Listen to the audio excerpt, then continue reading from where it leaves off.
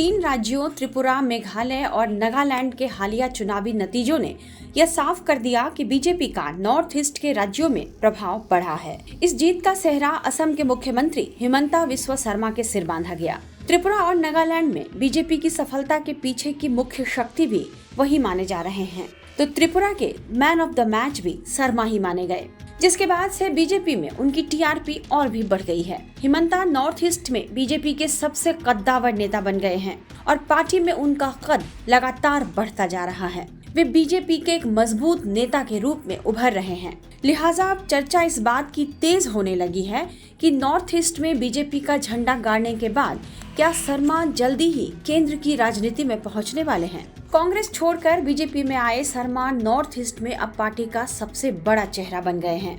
भाषण देने और भीड़ खींच लेने की जबरदस्त कला, सांगठनिक क्षमता, कार्यकर्ताओं में जोश भरने की काबिलियत, विरोधियों को भी साथ लेकर चलने का कौशल और हाई कमान के निर्देशों का पालन करने के साथ साथ शर्मा अपने किए वादों पर खरे उतरने के कारण भी करिश्माई नेता माने जाते हैं।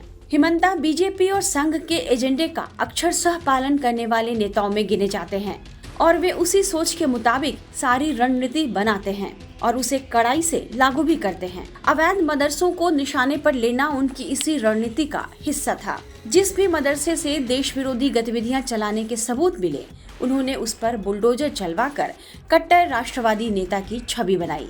शर्मा ने गाय को माता घोषित किया है।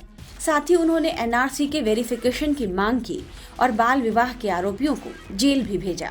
वह 6 साल से अधिक समय से एनडीए के घटक नॉर्थ ईस्ट डेमोक्रेटिक अलायंस का नेतृत्व कर रहे हैं। इससे पहले भी नॉर्थ ईस्ट के कई राज्यों में बीजेपी की सरकार बनाने में उनकी भूमिका मानी गई। बताया जाता है कि पिछले साल त्रिपुरा में मुख्यमंत्री बिप्लब देब को बदलने के पीछे ही शर्मा का ही दिमाग था और यह फैसला बीजेपी के लिए अच्छा माना गया। सीएम माणिकराव की अगुवाई में बीजेपी ने यहाँ फिर से जीत हासिल की है। शर्मा को बीजेपी का संकट मोचक भी कहा जाने लगा है। जब पिछले साल महाराष्ट्र में एकनाथ शिंदे की अगुवाई में कई विधायकों ने तत्कालीन सीएम उद्धव ठाकरे के खिलाफ बगावत कर दी, तो शर्मा ने ही इन विधायकों को गुवाहाटी में शरण दी और बीजेपी के साथ एकनाथ शिंदे गुट की सरकार बनाने के लिए मंथन किया गया। शर्मा ने झारखंड में भी सरकार बनाने की संभावनाएं तलाशी थी।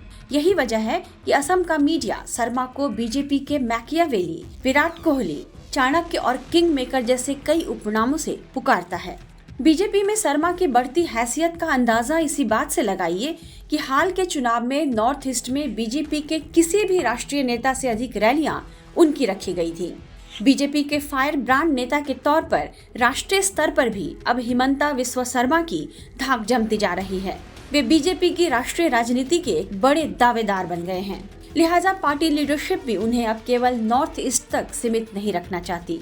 मीडिया रिपोर्ट्स में बताया जा रहा है कि शर्मा की काबिलियत और उनकी क्षमता का फायदा बीजेपी अब हर चुनाव में उठाना चाहती है।